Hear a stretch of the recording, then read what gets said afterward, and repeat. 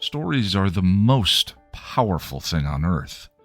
They are literally life and death. Wars are waged based on the story of who is the hero and who is the villain. You are the result of a story your parents told each other, the one-night stand, the soulmate, and friends who became so much more. Life and death. So wouldn't you like to understand them better, these stories?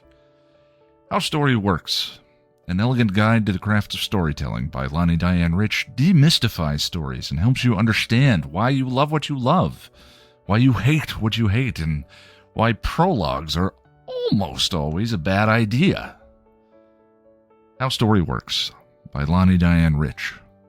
Available on Amazon in ebook, audiobook, and paperback form. Get your copy today. All right, Noelle, I have a question for you.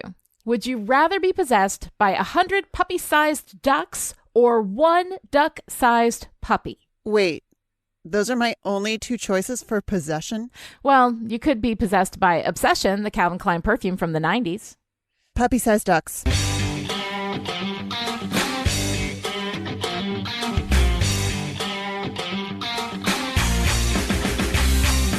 Welcome to Still Pretty, a Buffy the Vampire Slayer podcast. I'm story expert Lani Diane Rich of Chipperish Media. And I'm film scholar and aspiring pig cam operator Noelle LaCroix. And we're here today to talk about The Pack, the 6th episode of Season 1. The Pack was written by Matt Kine and Joe Renkmeyer and directed by Bruce Seth Green. A warning before we begin. Every episode of Still Pretty talks about each episode within the greater context of all of Buffy. And as such, is fully spoiled. So if you haven't watched the whole thing, you may want to do that and then come back. All right, let's go on patrol. In The Pack, a field trip to the zoo ends with Xander protecting a weaker kid who was dragged into the hyena house by a bunch of bullies, only to become possessed by the hyenas because Hellmouth. He starts acting weird, picking on weaker kids, and being mean to Willow. And the Weird Behavior Award goes to... When Willow confronts Xander, he's cruel to her and then goes off with the bullies to steal lunches. The meat is cooked, however, so they eat Herbert, the school mascot. Let's do lunch. Buffy suspects something hellmouthy is going on with Xander and brings it to Giles, who is less than helpful. But when he mentions how teenage boys prey on the weak, Buffy makes the connection to the hyenas at the zoo. You're saying that Xander's becoming a hyena? I don't know. Or been possessed by one? Not just Xander, all of them. When Buffy goes to find Xander, she finds the pig cage destroyed and the bones picked clean. Xander comes up on her and they fight. And then Xander sexually assaults her. Get off of me. Is that what you really want? We both know what you really want. You want danger, don't you? You like your men dangerous. While Buffy knocks Xander out, Principal Flutie brings the other 4 bullies into his office and they eat him. Buffy and Giles go to the zoo to figure out what's going on, while Willow watches over Xander, locked in the library cage, until the other 4 bullies break him out. Willow. The bullies come after Willow, but Buffy and Giles show up in the nick of time. Buffy baits the bullies and leads them back to the zoo, where Giles meets the zookeeper for the transpossession. But the zookeeper has other plans. Terribly frustrating for you that a bunch of schoolchildren could accomplish what you could not. It bothered me, but the power will be mine. The zookeeper knocks Giles out and attacks Willow as Buffy leads the bullies to the hyena house. He takes the possession from them and attacks Buffy, who throws him into the hyena cage, where he's promptly eaten. Did I miss anything? At school, Xander pretends that he can't remember a thing, but Giles is on to him. I've been reading up on my animal possession, and I cannot find anything anywhere about memory loss afterwards. Did you tell them that? Your secret dies with me. Shoot me, stuff me, mount me. All right, so Noelle, what did you think about The Pack? I liked The Pack for a lot of reasons. I was really sad to see Principal Flutie go, though. I know. Principal Flutie, we hardly knew ya. He doesn't last very long, but I do really like him. I like Ken Lerner in the role. He's really very sweet, and avuncular and just like a nice guy. And I really, really like him. And I like that as a principal, he is consistently trying to do the right thing. In Teacher's Pet, he is insisting that all of the kids who saw Dr. Gregory's body see a counselor. He's sensitive. He explains to Buffy that the school is sensitive to bad touching, which is played for humor in that episode. And maybe I don't know. I don't know how I feel about that his concern for the students' mental health and well-being is presented as a joke. But I like him. I like him as somebody who is trying. He is genuinely trying. And I think that, like, even though it's kind of presented as a joke, it's like a sweet thing. Yeah. And he's very sweet with Buffy. In this episode, in the pack, his speech about when he was in high school and how he wants the high school environment to be, he wants to foster school spirit, but then he follows that up with, but when I was your age, I had people my age telling me how great it was when they were my age. And he's very aware in that moment that he is, he's being one of the adults that he would have rolled his eyes at when he was Buffy's age. Right. And his relationship with Herbert is so sweet. I know. I love the way he looks after the pig. It's very sweet. It is incredibly sweet. Yeah. And the way he's very protective of Herbert as a scary mascot. Buffy says he's adorable. He's and of course, fierce Razorback. His little Razorback. He's fierce. Yes. But of course, Buffy's holding him like a baby. I know. Which I love so much. But I also like to, instead of taking the pig from her, he's like, no, well, you walk him in. Like, it's almost like he's afraid to pick up the pig, or he's afraid of accidentally touching Buffy when he picks up the pig. Like, I don't know what it is that's going through his head, but it is all kind of sweet, and really earnest. I mean, that's kind of what I like about him. He is so incredibly earnest, and it almost feels like he doesn't belong in this universe. Like, it's sort of the Hellmouth seems like the wrong place for Principal Flutie. Hellmouth is definitely not a place for Principal Flutie.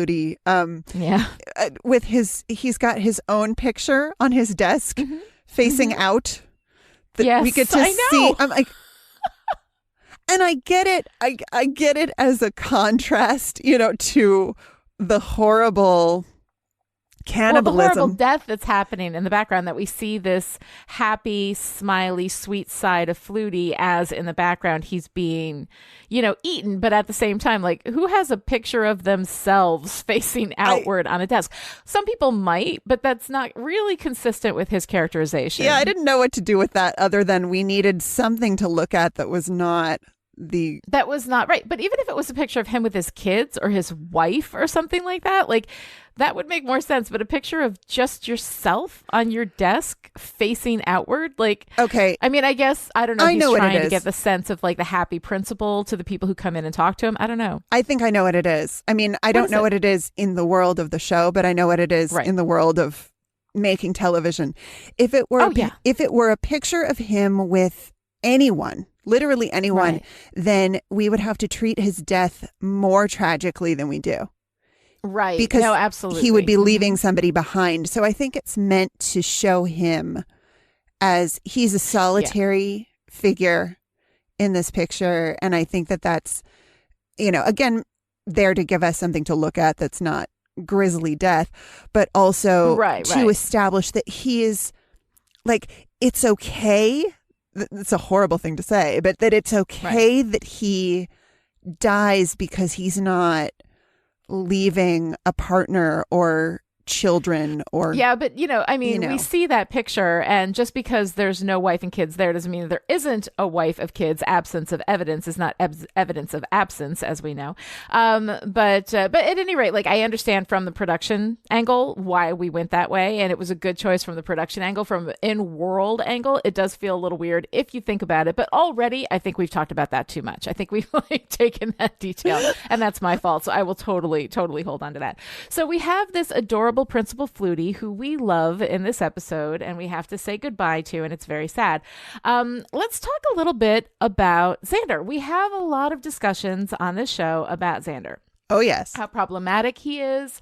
Shadow Xander versus Light Xander. Light Xander is the one that we acknowledge textually. Shadow Xander is something that is not textually acknowledged and usually very dark.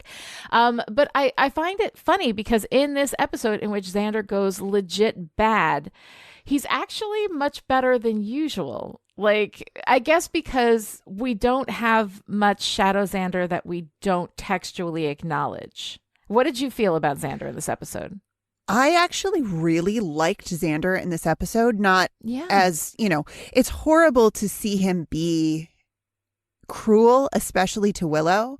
Yeah. But Nicholas Brendon just knocks it out of the park for me in this episode. Fantastic. He is fantastic. I really enjoy Animal Xander.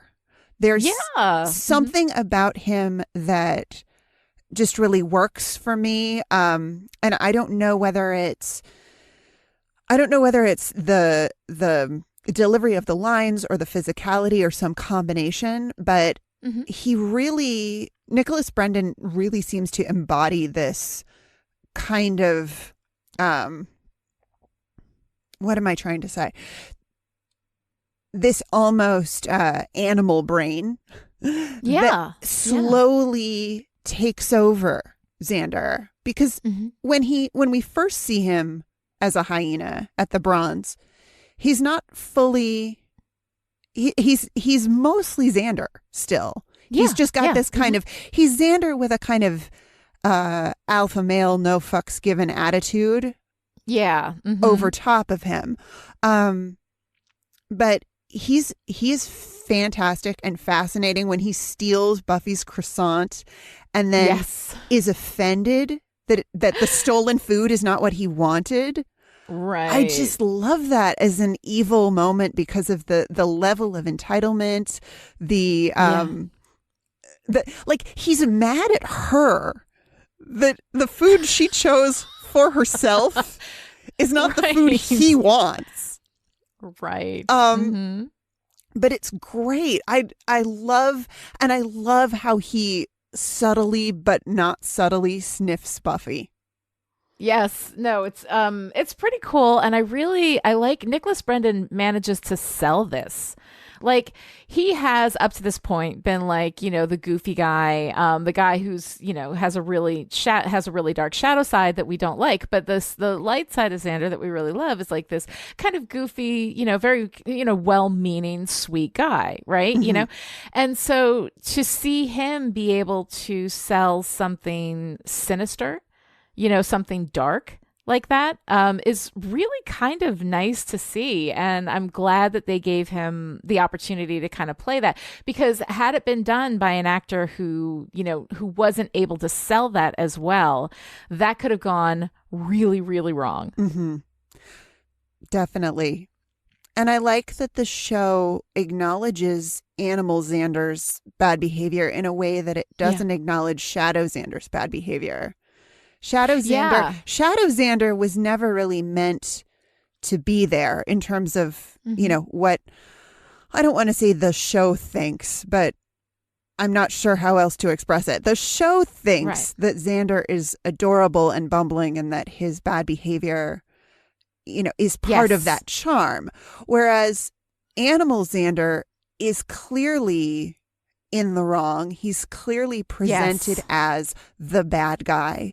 And, Buffy is onto him from the beginning. In that first interaction at the Bronze, she's calling him on his weird behavior. And when he joins in with the pack of bullies on the joke about the kid whose table they're going to steal, Both the girls look at him like, what is going on?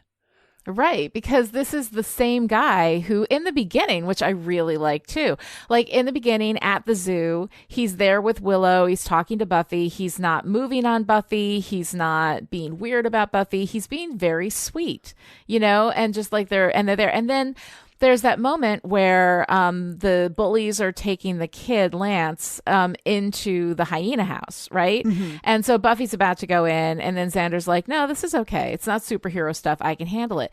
He goes in, and this is who Xander is, right? He goes in to protect the weaker kid from 4 bullies, right? He's not afraid of the bullies. He stands up to the bullies. He's actually being very heroic in that moment. And that's a very good Xander. Yeah. That gives us our baseline of our best possible Xander, right? Yeah. The highest common denominator of Xander is happening here. Great in the beginning. Mm-hmm. He is great. He's so funny with Willow when they run over, and we saw the zebras mating. I know, it was so cute. And I love that they're like the Heimlich maneuver with stripes, although I think that was Willow, but it was adorable. Yeah, but I love that they're both wearing stripes. Yes. In that scene. Yes, just I know. Well done costuming that they. It's very cute, exactly. But they're so cute, and they're so, he's brightly colored. He's cracking jokes about getting out of school. He's cheering Buffy up because she's a little bit after. Right, but without being predatory or entitled to her attention or anything that we've seen from Shadow Xander. Like, I don't think we actually, as funny as it is, this is the episode where Xander's like textually bad, but it's still better than Shadow Xander where it's not textually acknowledged. It's given a pass. There's no consequence. Absolutely. And I mean, granted, at the end of this, there's not really any consequence for Xander either. And that's a complicated question because throughout the run of Buffy, we're going to address this a number of times. What are you responsible for when you are possessed? And the party line with Buffy is if you're possessed by something, you are not responsible for anything that you do during that time. Right? And I think that there's something to that, although that doesn't apply to vampires, interestingly enough. Vampires are completely responsible for everything they do, even though they are, possessed, right? Killed by a demon, then possessed by that demon. But there's the element of the human behind, which is a philosophical space that Buffy spends a lot of time in. We spend a lot of time in that, discussing exactly that thing over in Angel, on the podcast that I do with Dr. Kelly Jones called Still Dead, where we talk about the Angel spinoff series.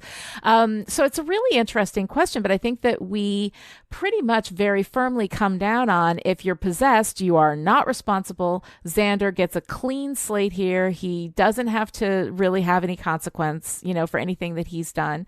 And I find that kind of interesting. Oh, definitely. Do we want to dive right into that? Let's dive right in. Sure. All right. Let's go, which zooms us all the way to the end of the episode. Yes.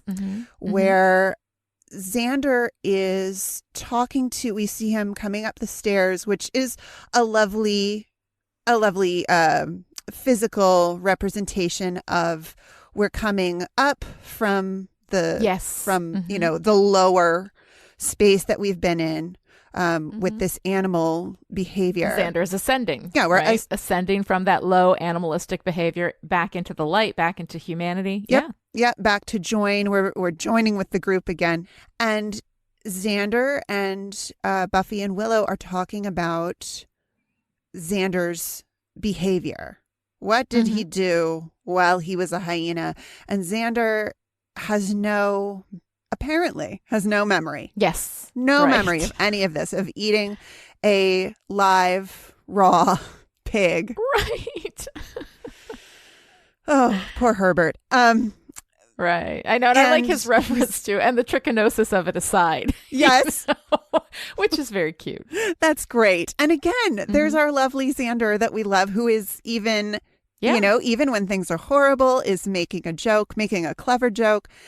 Right. Then we get to the top of the stairs and he says, I didn't do anything else. And the girls look at each other and Buffy goes, nah. Yeah. And we leave it there. And okay, so we have Buffy and Willow protecting Xander from the reality of what he did while he was part hyena. But then but then Giles comes over, and I love this. I know it's a conceit of fiction that Giles is entering the conversation just the right moment. Right, exactly. Which always happens. It's lovely. It's one of those fictional things. It's fictional double dutch, right? Yes. We have these people that are in the middle of whatever it is that they're doing. They got the rhythm and everything. And then we have somebody just jump in like they were there all along. It happens all the time. And it's not like realistic, but the whole point of fiction is not what it is, but what it feels like. And so that's the feeling of him being in complete harmony with their rhythm and with everything that they're doing. Yep. So, yeah. And I like that as a way of re-establishing the core four of them. So even though Giles has not been part of this conversation, he's part of this conversation. But then Giles lets Xander know that he's onto him, that he has not found anything in all of his many tomes of information about possession that suggests memory loss. So I have some thoughts on this, but I want to know what you make of this. Well, I mean, on the one hand, right, it is completely consistent with what we do within Buffy. You were possessed, right? So you don't, you're not responsible for it. So we know, Giles knows and Xander knows that he has memory of this, right? Yes. So there's all of that. However, and here we're going to get into a little bit of the discussion about sexual assault. So people who are triggered by that kind of thing may want to skip ahead a little bit. Xander does remember. He knows what he tried to do to Buffy, and the only reason he didn't do it is because she knocked him out. Yes. Like he was actually assaulting her. So he has this memory. He knows. And in this moment, we do get some Shadow Xander. We do get a hint of patriarchy, right? Yeah. Because Giles is actually co-signing on Xander not going to Buffy and apologizing. Right. Yes. Which is something that, as somebody who remembers what he did, he really needs to do. And this is one of the things that we do and will continue to do throughout the run of Buffy. Buffy is going to get assaulted in sexual ways a couple of times throughout the run of this. And every time, with the exception of one, she kind of just is like, okay, she just says, I'm all right, I'm fine. Like even after this, she's joking around about his wooing doesn't involve a Yanni CD and a bottle of Chianti. Like right after this experience of having somebody that she trusted, turn on her. And granted, she knows that he's, she knows that he's possessed. I understand her forgiving him. I understand her not even holding him responsible for it. Yes. I understand her not even telling him and trying to protect him from the knowledge of what he did. I understand all of that. But what we do very often is we erase Buffy's trauma. We act like it's not a big deal. Like what happened to her is not a big deal. And the thing is that whether he remembers it or not, she remembers it. Whether he remembers it or not, that is a terrifying experience for a woman to go through. And I mean, when I say a woman, like anybody being sexually assaulted, that is an absolutely terrible thing. Typically with women, because we are, less powerful, typically not as strong as men, to have anybody who is stronger than you, and for a man having a woman who is stronger than you, or a woman who you won't fight back with because you're stronger than her, which puts her in a position of power, anybody to sexually assault you, especially somebody who you trust, that is a traumatic experience. And Buffy's trauma is real, even if Xander wasn't in control of himself when it happened. Exactly. Right? It still happened to her. And to treat it like it's no big deal, like it's just a joke, and for her to very lightly be like, nah, you didn't do nothing. Yeah. I think undercuts that reality and that expectation that women, and this is an expectation, I think, with women specifically.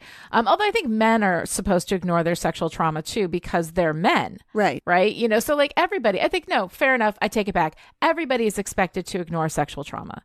Everybody is expected to be like, it's no big deal. It's fine. I'm over it. It wasn't so bad. This, it didn't go here. It wasn't, because they didn't rape me the whole way because like, it's not so bad.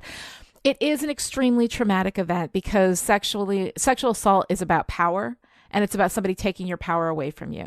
So whether it happens to a man or a woman, I do use gendered language with this. I think I'm wrong about that, but it's just because I see it from the point of view of a woman who has been sexually assaulted. So I have that very personal kind of connection to it.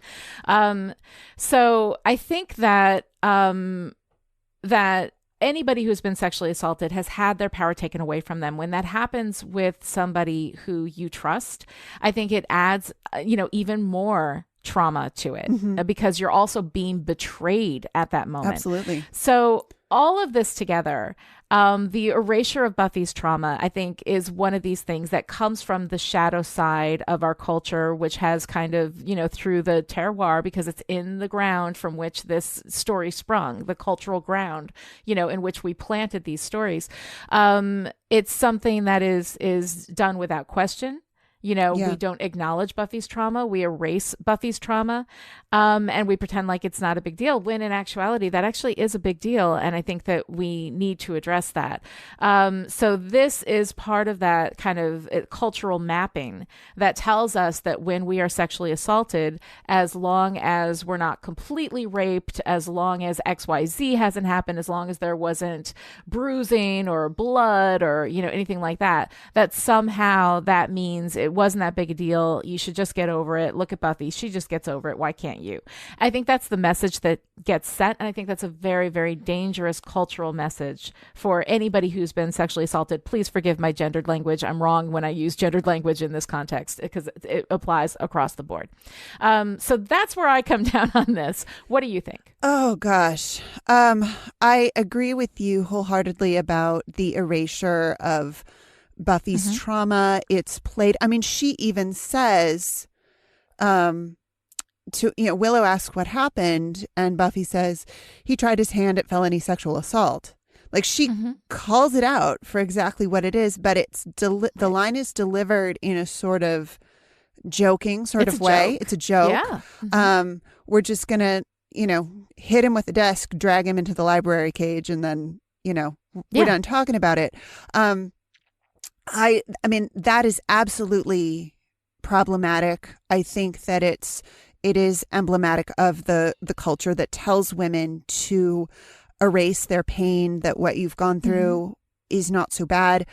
But what's especially interesting and problematic for me in this episode is that previously we have taken women's pain very seriously. We've taken Buffy's pain very seriously. She is our titular character. She is our entry point into this world. And the message that we've gotten from the show so far is that her experience matters, that her feelings are valid, that how she sees the world and what happens to her is worthy of our time and attention. I mean, that's something that continues to be revolutionary about the show, 20 years later, that here we have this young woman whose narrative we are going to take seriously. And this is something that, sexual assault is something that, again, we're using gendered language here. And it is something that many women have to deal with in their lifetimes. And it's a very real source of pain. For anybody who is a survivor, anybody who knows a survivor. And everybody knows a survivor. Everybody does. It's such a huge number of women and, a significant number of men as well.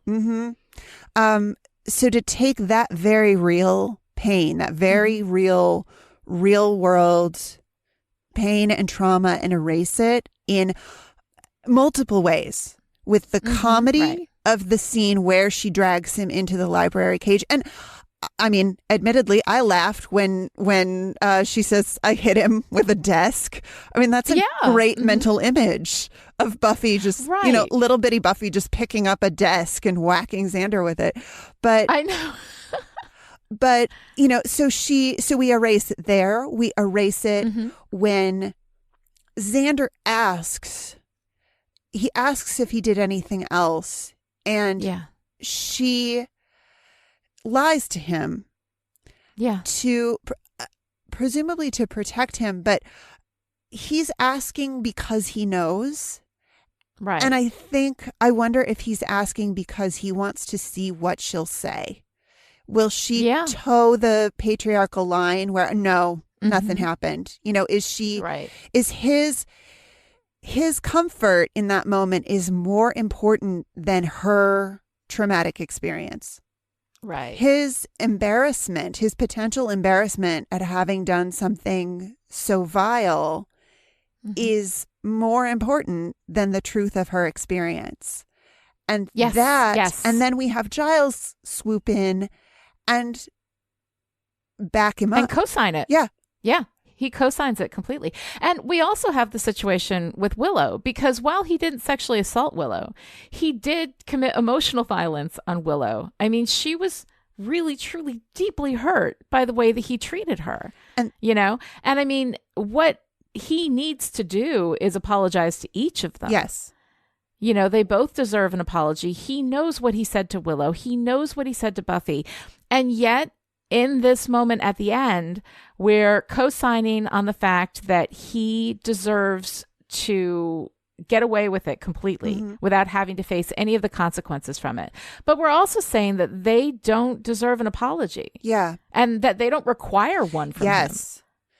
They are the ones giving him the pass, but the people telling the story are co-signing that as well and saying this is the way things should be. Yes. Because when we have our heroes behave in a certain way, what we're saying is this is how the behavior should be. And if they're not behaving in a positive way, then they have consequence. And that's how it works, especially with Joss Whedon. Joss Whedon does not let the consequence go, except in these moments. And they are shadow moments. They're terroir moments, which come from the culture from which this story sprang, where that is the cultural expectation of victims of sexual assault and victims of emotional violence. Absolutely. Yeah. So I think that's a difficult part of this story, although overall the pack is kind of universally reviled as one of the really bad episodes of Buffy. I think it's actually pretty good. Yeah. Like I kind of like this episode. I definitely like Xander a lot more because even though he doesn't have to have consequence, we at least acknowledge that his behavior was not okay. So I mean, at least there's that, which is not often something we get with Xander. I love Nicholas Brennan's performance. I think that that's great. I think that there's a lot of fun stuff happening here. We get kind of, I think, maybe our weakest Giles. Yeah. Giles is not great in this episode. Good. Right? He is not good. Because we have that moment where Buffy comes to him and says, Xander's acting weird and all this kind of stuff. And he basically literally says, hey, boys will be boys. Yep. Right? Which is the worst thing ever. And I mean, it's bad to say girls will be girls too. Let's just cover that as well. When girls are mean, you know, and they say, oh, that's just how teenage girls are or whatever. Yep. That is also completely not okay, but it's just not the message we're sending here. If Buffy ever sends a girls will be girls message, we will attack that as well because it's just wrong. Because it's basically saying what your gender is, gets you off the hook for some kind of behavior. And that's not true. If you're bad behaving, whether you're a boy or a girl, you need to be held responsible for it. But, Giles, we have, doing this boys will be boys things. Giles, we have at the end co-signing on Xander's right to skate by without consequence, without apology, without acknowledging. I mean, even though he wasn't responsible for himself during those moments, he needs to apologize to both of them. Mm-hmm. Yeah. I mean, sincerely apologize. And we need to address Buffy's trauma, Willow's trauma, and not erase it for both of them. That you can treat women however you want. And that's okay. They're just supposed to forgive you and let it go. Mm-hmm. This is the first time that Buffy brings something to Giles and he blows her off. Yes. This is the first time that she comes to him with a concern about something is weird, something is not right. And he says, testosterone. Testosterone, exactly. And we get that wonderful moment from Buffy. I can't believe you, of all people, are trying to Scully me. Yes. Which is a reference, of course, to Scully, the skeptical scientist in The X-Files. Yes. I loved that line. So Yeah, I thought it was a great line. And it's a nice moment. And Buffy is standing strong. Like, she is not letting Giles, poo-poo her away. Like, she is pushing until she gets it across. And then we do have a moment from Giles, where he is obviously feeling bad. He starts reading up on the hyenas. He finds out about the Maasai tribe. He, tells them the whole history. And then he's like, I should have remembered that. Yeah. And I think that he should feel bad. I think he should have a moment where he's feeling bad for that. But that's all we get. And the rest of Giles, we don't get much Giles here, but the rest of what we get is not great Giles. Yeah. It's disappointing. And I'm with Buffy in that moment when she says, you of all people. Right. And it's disappointing because we really do have an opportunity for Giles to paint a different picture of high school masculinity here tell. We could have told a different story. And we could have used Giles in a different way here rather than have him be the, upstanding patriarchal dude that he is in this episode. Exactly. And I mean, the thing is that it's insulting to men. Like, I think it is insulting to men to say, this is the best you can do. You're just an animal at heart. Yep. Like, you can't control yourself. I think that it is really insulting to men. A lot of the things in the patriarchy are heavily, heavily insulting and diminishing of men and what men can be, and so, like, I find that insulting, just on a lot of levels. Like, the boys will be boys thing is, of course, obviously very damaging to girls because it asks them to take on the trauma from this behavior and just excuse it. But it's also, like, really bad for men. So we've got the pack themselves too to talk about the sort of with them. It's not so much boys will be boys as it is bullies will be bullies. Right. They are just these mean kids, and we sort of accept that. Yeah, they're the mean kids. Every school has them. Right. But I really like the pack. I love the casting of these actors, especially the two women who look like evil fashion models. They look almost, they've got this kind of animal quality even before they're possessed by hyenas. And they're in an interesting, the pack is an interesting force in the story, I guess, because Buffy, when they first confront her at the zoo, and they're cracking jokes about, Buffy and all her friends, she is having none of it. She's like, oh, that's witty. And it doesn't bother her. The teasing doesn't bother her until one of the girls makes a crack about her getting kicked out of her last school. Right. She hits on a point of vulnerability, right? She's not having it until one of the girls makes a crack about her getting kicked out of her last school. And then it seems to rattle her a little bit. Right. And that's how you expose vulnerability, right? When somebody says something and then, your protagonist or your other character reacts to it in a different way, it shows that you hit them where it hurts, and that's where the vulnerability is, where it hurts, Yeah. So I thought that was a really nice kind of just bit of characterization for Buffy, that like she is of her nature is to be a good kid, to do the right thing, to study and to make good grades and to do but she's constantly pulled back and forth between her sacred duty as a slayer and her desire to be a good kid, and I think that hurts her because that gets to her sense of identity. And of course, all sources of vulnerability, the main sources of vulnerability are fear, identity, love, and shame. Right. Yeah.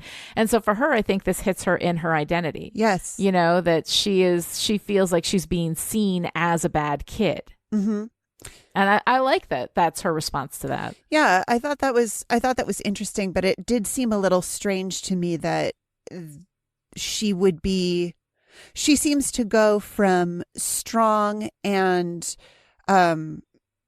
witty and not taking anything from anybody to completely crestfallen in just this one this one moment. And I don't know that we've made that big of a deal about Buffy feeling strongly about having gotten kicked out of her previous school. Yeah. It does come up to haunt her in, a few previous episodes, but it didn't seem to me like. Well, Joyce hit her with it. Like, I think actually that we do. And I think that we do see how that speaks to her sense of her own identity, which is really important. But when Joyce says that, about you got kicked out of your last school, that's why we had to move here. I mean, that hurts Buffy. And so I do think that we have this history there. It's a very subtle note, and it's not something that we do spend a lot of time on, but I think that it's actually pretty well done and fairly well established. And it speaks to the kind of, tension between who Buffy is and who she's required to be against her will. This is not something she chose. She was chosen, right? And who she wants to be. And there is a tension there between that. And I think that speaks to her inner sense of identity and who she is.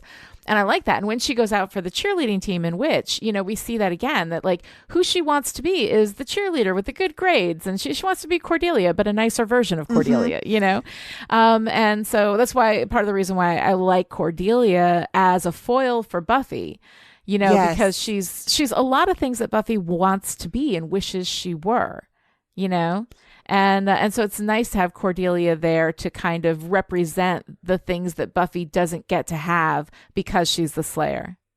All right. No, I take it back. No, it makes total sense to me now. No, all right. Okay. Yeah. But right. the pack themselves, I think, is just wonderfully, I want to say, choreographed. Their movements are just fantastic.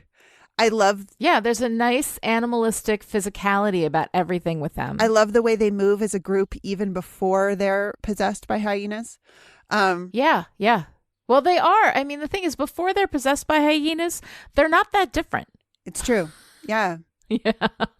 It's true. Well, and that raises the question once again of how much... So you're not responsible for what you do while you're possessed, but the way that the possession here is depicted, it seems like the kids become more hyena as time passes. Yes. So how much, I mean, this is a question the show never really answers, but how much are they human and how much are they hyena? And at what point does the hyena take over? And are they... I think when you eat the principal, the hyena has taken over. But I mean, one of the things too with the pack is that as much as we don't address or we don't hold Xander responsible, right? We are completely ignoring any kind of resolution for these 4 kids. Yes. These 4 kids who ate a mascot, and Xander participated in that, but also like cannibalized the principal. Like they murdered a guy, they ate the principal. And the thing is that like they remember it. We know they remember it because Xander remembers it, right?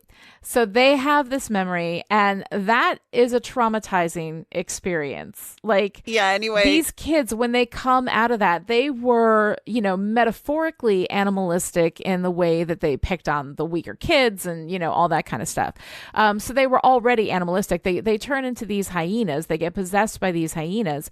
And then once the possession is taken from them, that's the last we hear of them. But it seems to me like there's something we need to kind of address, what kind of therapy these kids are going to need. I mean, we're just leaving them to go off into a very hell-mouthy world, because I think they all still live in Sunnydale, with this experience of having eaten the principal. Yeah. And there's no real like addressing of what happened to them, how they dealt with it. So yeah, I mean, these kids are very much like held up as animals. And we don't really treat them as anything else, even after they've lost that possession. Yeah, they're not sympathetic from the get-go. They're not sympathetic as humans. And it almost makes what they do as hyenas seem like an extension of who they are. Yeah. which then again takes me back to Xander and makes me wonder how much of Xander are we seeing? How much of animal Xander is shadow Xander just made, right? Literal. Yeah, I mean, it's the same question with the vampire. How much of the human is in there? Yeah. Like, how much? Because the vampires can remember, as we know from Angel, he gets his soul back, but he remembers everything as a vampire, and physically he is still a vampire. Right. So yeah, it's kind of interesting to think, like, where is the line? How much of this is something that was in Xander to begin with? Because when he's attacking Buffy, he's saying all these things about how he's felt about her, about like everything that we know that he has felt. Now, Buffy might, because he was, in this possessed hyena state, might think, oh no, he doesn't have these feelings for me. But I mean, Willow tells her, we have all of these. And I find it interesting that we have the addressing of all of the crushes in the episode about animalistic behavior, right? We have Willow talking about how she feels about Xander, and she's acknowledging that while they're in the Bronze. Buffy is acknowledging her feelings about Angel while they're in the Bronze, right? And we get this textual acknowledgement when Willow is crying and she says, this is how Xander feels about you. It's all about you, which is a point where Buffy's like, no, because she doesn't see it. But so we know that there's this textual acknowledging of all of these crushes, and we kind of let that go too. Buffy's not addressing the fact that Xander has feelings for her. Willow's not addressing the fact that she has feelings for Xander. Nobody's really talking about that stuff. And I can see why. Like, crushes are an extremely vulnerable space. But after Xander sexually assaults her and says this stuff to her, I think that Buffy and Xander need to have a talk. They really do. At this they really point. do. One in which he apologizes profusely to her, and another one in which she kind of lets him down easy. Yeah. Because if somebody has feelings for you, you don't have feelings for them, you don't just let that go. I mean, you've got to let them know and be as kind as possible, so that it doesn't continue on. Yeah. I did not like that was let go so readily, that he's, we've already talked about it. He's off the hook. We're going to pretend like nothing ever happened. But the fact that scene where he assaults her is played like an extension of his crush on her, that it's played like it's about desire instead of about power, that just left me with the worst taste in my mouth. That's not... Yeah, it's a tough scene, and it does speak to that kind of essential entitlement that Xander has already exhibited, with regard to Buffy. So yeah, it's kind of a Gordian knot of stuff that we're not really picking at. We're not looking at. We're kind of pretending it's not there. Well, and that raises the question for me of, if you're going to acknowledge it as sexual assault within the text and then erase it, why have it happen at all? Why make it a sexual assault? Right. What? Why not have him just be cruel to Buffy the way that he was cruel to Willow, instead of, really like trying to rape her, And that's a really good question. If you're going to bring something like that in, you have to address it all the way. But what we do instead is this very casual erasure. Oh, it's no big deal. But it is a big deal. It's a big deal whether he was in control of himself or not, because Buffy was in control of herself. She still had that experience no matter what was going on. It doesn't have any effect on her experience, aside from the fact of knowing that as much as it would feel like a betrayal in the moment, he was possessed, so it wasn't an actual betrayal, but it's still an assault by somebody that you trust, and that is still going to have, very real emotional consequence. But we erase Buffy's trauma consistently throughout the series. We're going to do it again. It's going to happen a lot. Yeah. And it's something that I feel like we then contribute to a culture that minimizes sexual assault. Yeah. Which is a really bad thing. Well, that is rape culture. We're going to include a rape scene in our TV show For fun. For the fun of essentially. it, right? We're going to raise the stakes with sexual assault because our protagonist is female and conventionally attractive. Yes. But we're not going to acknowledge the reality of sexual assault, whether it's her trauma or his consequences. And there's not really any reason for it to be sexual assault if you're not going to tell that story. Exactly. You know, if you bring it in, you have the responsibility to carry the weight of what you put in your story. Absolutely. You know? So, yeah. That for me continues to be problematic. So speaking of, storytelling responsibility, right? Yes. We have some kind of uncomfortable cultural references here with the Maasai tribe, which is the Maasai real? I didn't actually look up what the Maasai tribe was, but it's a real African tribe, is that? Yes, the Maasai are a real people in Africa. I want to say Ethiopia. I did look them up, and I couldn't find anything about mythology surrounding hyenas. But that didn't really surprise me because Buffy as a show doesn't, at least so far, doesn't seem to be very sensitive to any of the cultures or traditions that it borrows from. Yeah, I mean, including standard Christian religion. So it is an equal opportunity dismisser. Exactly.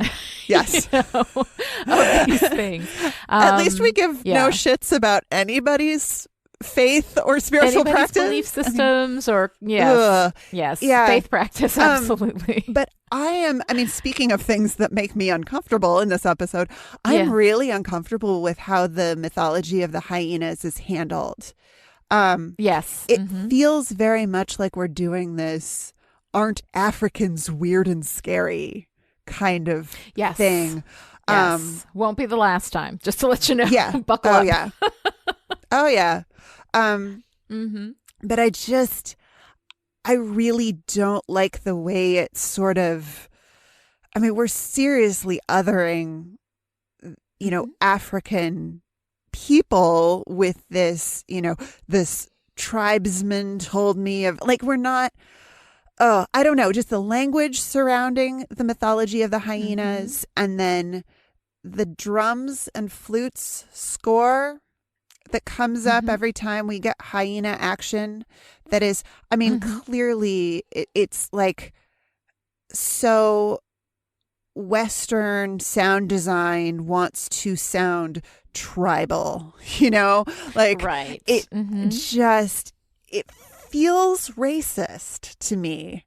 And I say this as a white person. I see this coming from a colossal position of privilege, but it made me uncomfortable in a way that felt like race was being talked about without really being talked about, or at least nationality was being talked about. Bringing in a story element that has weight and refusing to carry that weight. Yeah. Right? If you're going to talk about tribes or anything like that, but instead what we do a lot in Buffy is we use sort of this cultural shorthand. We do this with religion as well. We take the power of that cultural shorthand, this long history going back into, the darkest of times. Right. And to do that with religious iconography, I think is also a problem. But here we do it with, with this idea of the African tribe and associating, again, Africans with animals, which is a very highly racist thing. And again, as a white woman, with a lot of privilege, I don't feel necessarily qualified to make a big statement about whether that's, what that is and whether it's okay, or, I feel unqualified really to talk about it on a great length, except to say that, it's uncomfortable. Yeah, it's uncomfortable because you're looking at, when we look at anything that's borrowed from another culture or a different tradition, it's important to look at who benefits. And in this case, we are borrowing perhaps fabricated cultural elements, but we're using the mystery of African tribesmen to create this the exoticism of humans and equating them with animals, right? We're using African mythology, possibly fabricating African mythology to create the conflict for our television episode. And that is problematic. I mean, I don't need to be, right. You don't need deep scholarly knowledge about a tribal culture, or to say this is being used in a way that is meant to be sinister. It's meant to be scary and off-putting. And I just it's not going to be as you say, it's not going to be the first time that this happens on this show that we just. No, it's not. And we don't borrow generally. We don't borrow from ancient white people. I don't think we see a lot of Norse stuff coming up or Viking stuff coming up, right? In Buffy, we do tend to go to this exoticizing, the African and the Asian sometimes. Yeah. And so it is a problem. And I would like to say that as we talk about these issues, I do feel like the people who work on Buffy are good people, the people who, this is not something that is specific to Buffy. This is something that is widespread culturally within our storytelling, which is why I will always argue for the normalization and above the line people in storytelling, which means having people who represent all different kinds of people in your storytelling, because your storytelling is just going to be better. This is a casual borrowing. There is this mythology, any kind of human mythology, any kind of historical mythology that we told in the past to try to understand the world, right, is charged. It comes pre-charged, right, with the mystical, And so what's happening in this story, I believe, is not of racist intent, right? I don't think that the people who wrote Buffy are racist. I don't think that they intended for this to be, to come off the way that it comes off, or for it to age as poorly as it has aged now that we're in a world that is more global and we really are commanding to hear voices that are different from the traditional white male hetero, able, make your list of privilege, that kind of thing, right? The very privileged storytelling perspective, So the problem is that we're taking the charge, it's charged, it's powerful, because we've had all these years of this mythology building up and telling these mystical stories, right? So that's where the borrowing of the religion comes from. It's that same instinct. Take something that's pre-charged for you and just put that energy into your story, And so I think that is an instinct that does speak to this, let's get this aesthetic, both musically and visually. We have the circle, drawn in red. It was a symbol for blood. I don't think it was actual blood on the floor, but it was drawn in red on the floor in the hyena house. All of these things come charged with this power. And so when you bring them into your story, you're borrowing power that has existed for all of these years. But when you borrow it irresponsibly, then this is the kind of thing that I think unintentionally results. Right? So I would say that I believe that it's unintentional. I do not believe that anybody working on this show had this intent at all. But yet it still happens. And the reason why it happens is because it's in the culture that we live in. The same way I don't believe anybody had the intention of condoning rape culture, but because it's in our culture, we do it. So it's important to look at it and to understand it. But at the same time, have an understanding that doesn't mean that we have to condemn the people who wrote it and the people who created it. That's not the purpose of it. The purpose of it is to understand it and acknowledge it so that the people watching it can it's sort of like taking the poison out of the story, right? And still being able to enjoy the story, because there's good stuff in this episode. There are a lot of things that I like in this episode, right? But by acknowledging these things, we take that poison out, or at least we get a lot of it out. Yeah. And then make this a story that can be more accessible to people who may have really felt, and rightfully so, completely marginalized by the things this story is saying. But that's a marginalization from our culture, right? You can tell a story about you can do the thing that Buffy does so well of making literal the troubles of high schoolers, that bullies are animalistic in the way they target weaker members of the group. You can do that without saying, and, you know, African people are animals. I mean, right. Like, or animalistic in there. Yeah. Yeah. You know? That there's something brutal and vicious tied to a mythology that is not of your culture. I mean, I absolutely think that there are ways to tell these stories without making it about race. Right. And I think that I don't think there's any intention to make it about race, but we have a very racist culture. It's coming. I don't think there's any intention to be patriarchal and misogynistic, but we live in a patriarchal and misogynistic culture. So these things seep into our stories in this invisible way, in this shadow Xander way, in this path that we don't even acknowledge it because we don't see it. Right. You know, and as a white person, I can tell you, I'm sure there are tons of things that I don't see, even as I'm really actively trying now. Yes. But definitely earlier in my career, things I've written in my books, I had no intention of that, you know, but they made their way into my books because they're part of my culture, you know, and I didn't understand, I didn't have the understanding then that I'm really trying to acquire now. So even when I speak about these things now, like I want to acknowledge it and I want to throw it out there, but in no way do I feel like I have a complete understanding of all the ways in which some of these things might be problematic, of all the ways in which they can hurt people who watch them, who just want to enjoy the story, you know? But I do want to acknowledge what I do see in the best way that I can, which may not always be, you know, perfect either. Yeah. So it's a tough thing to do, but I think it's important to call it. Absolutely. And say, we see this. It's important. Yeah. It's important to be critical of the things that you love. Especially if you really love them and care deeply about them, you want your shows and your books and your movies to be as positive as they can be, which doesn't mean that you can't tell stories about difficult issues, but that you can be inclusive in the way that you tell these stories.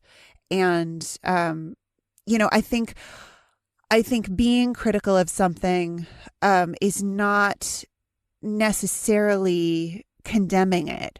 In fact, if you're taking the time to dig into something that you love and be critical of it, to me, at least, it's indicative of how deeply you care about the thing that you that you're even going to bother saying, hey, I really love Giles, but it's super problematic the way he co-signs the erasure of Xander's sexual assault on Buffy.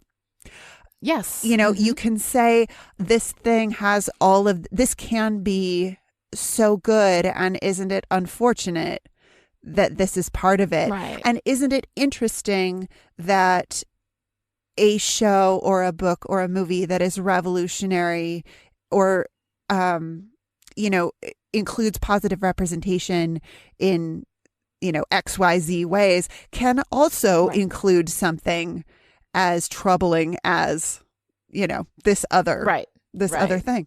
Well, and that's the thing, like our stories reflect our culture back at us. So I don't really see this as the fault or the wrongness, like within the writing team at the time. They didn't, I think clearly didn't see this element, you know, it wasn't visible to them. But that's what happens. We do this invisibility of these elements within the culture. We just sort of accept it because we've grown up with it. And it does take a lot of time and a lot of real deliberate effort to see it. And I think that, you know, this is something that was written, you know, 20 some years ago. It is having a little trouble, you know, with the aging, right? You know, it's not aging well. And I think that speaks well of us culturally, that we are moving to a place culturally where we are aware of these things.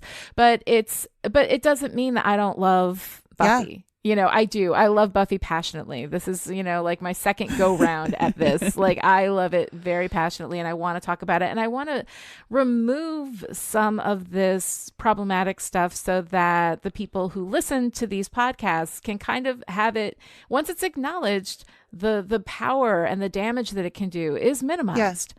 So you acknowledge it, you minimize it, you don't condemn the people who wrote it, They're not racist, sexist, horrible people. And I think that is another tendency we have in this culture, to condemn people. Yes. Without understanding people. And I will say I'm as guilty of that as anybody. It happens. We do tend to do that. But rather, look at the action. It's not okay. Acknowledge that. Let's do better. And that's the best that you can do. Mm-hmm. So I think that I actually really enjoy this episode. I think there's a lot of really great things in this episode. There's a lot of fun stuff in this episode. Speaking of which, we got a girl power moment of the week. Yeah. All right. What you got for me? I was thinking about this because I did get so hung up on the way that our female characters are sort of complicit in their own oppression at the end. Sure.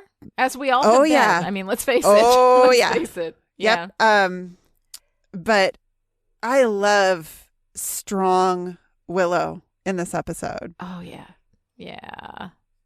You had some great notes about Willow's relationship with Xander in particular, when she volunteers to stay behind in the library.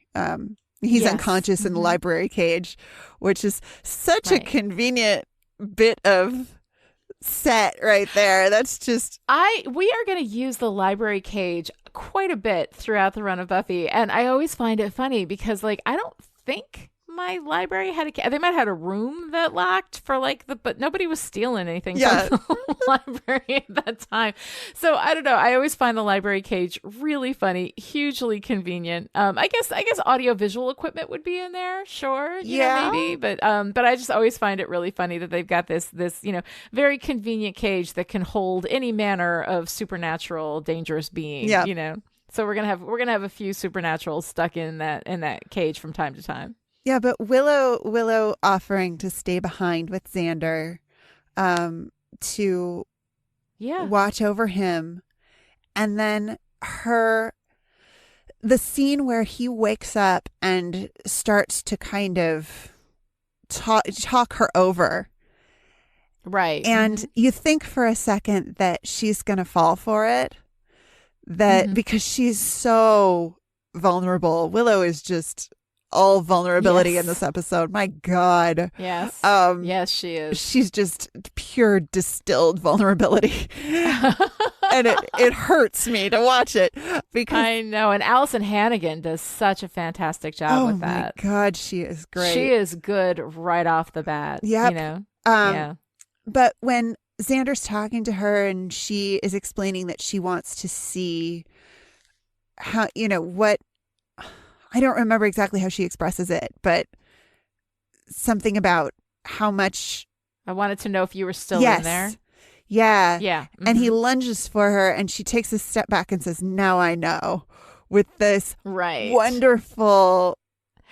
So he thought he was playing her, but she was playing him. And the strength that takes after the way that he hurt her, after knowing that he sexually assaulted Buffy...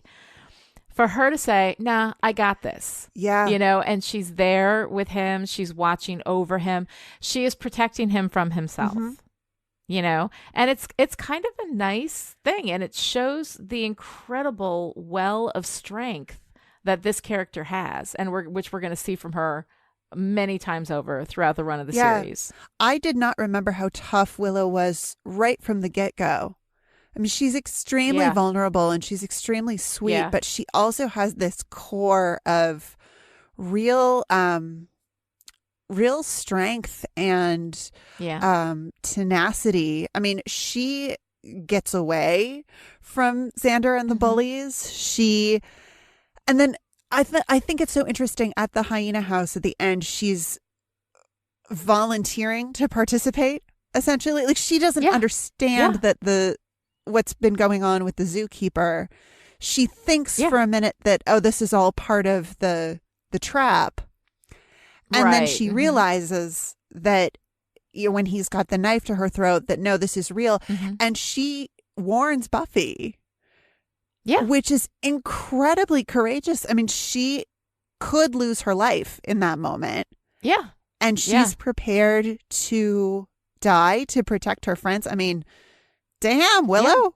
And she keeps her head. She's calm. She's part of the team. Like, she's really doing a great job with it. And I love how she handles herself. I think that Willow is definitely one of the high points of this episode and an absolute girl power, source for the week. Yeah, definitely. All right. So, Noelle, tell me, what's your favorite part? My favorite part is Animal Xander. He is just excellent, especially when his first appearance as Animal Xander, when he comes into the bronze and his little, he's got this little movement that he does and his little sort of animal swagger. Right. I love it so much. And then his gestures and the quality of his speech, he says, "I like it here." And he's sort of looking around in this really, he very much reminds me of an animal in that moment. Yes. And then his little sniffing of Buffy, the way I know. You took a bath. Like, it's delightful. Yes. It's delightfully off. He just sells the shit out of it, and I love it. Yeah, he's really good. That's my favorite part, too. I got to say, Nicholas Brennan's performance all through. I think that, whatever the problems are that we had with the way the story, took his story, I think that his performance in it was fantastic. And I loved it all the way through. All right, that's it for today. To join the discussion on Twitter, follow Lani at Lani Diane Rich and me at Noelle LaCroix, and use the hashtag StillPretty. You can also visit the Chipperish forums. Go to chipperish.com, click on forum, and join in the fun. Right. Or you can keep Chipperish Media going to the tune of $1 a month or more and gain access to the live chat in Discord, where you can hang out with me and Noelle and all the Chipperish patrons, where it's all gangs and drugs and those movies they show on Showtime with the nudity. Visit patreon.com/Chipperish to find out more. This episode of Still Pretty was brought to you by Chipperish Media producer Ross from Queensland, Australia. Ross supports Chipperish Media at the power producer level, and as a reward, gets to be possessed by a puppy or some ducks. Thank you, Ross, and thank you to everyone who supports Chipperish Media and makes everything we do possible. Visit patreon.com/Chipperish to find out how you too can become a Still Pretty producer. All right, we will be back next time with Angel, the 7th episode of season 1, and I'm so excited for that one. I love that one. Until then, you just run along to class while we wait for the feeling to return to our arms.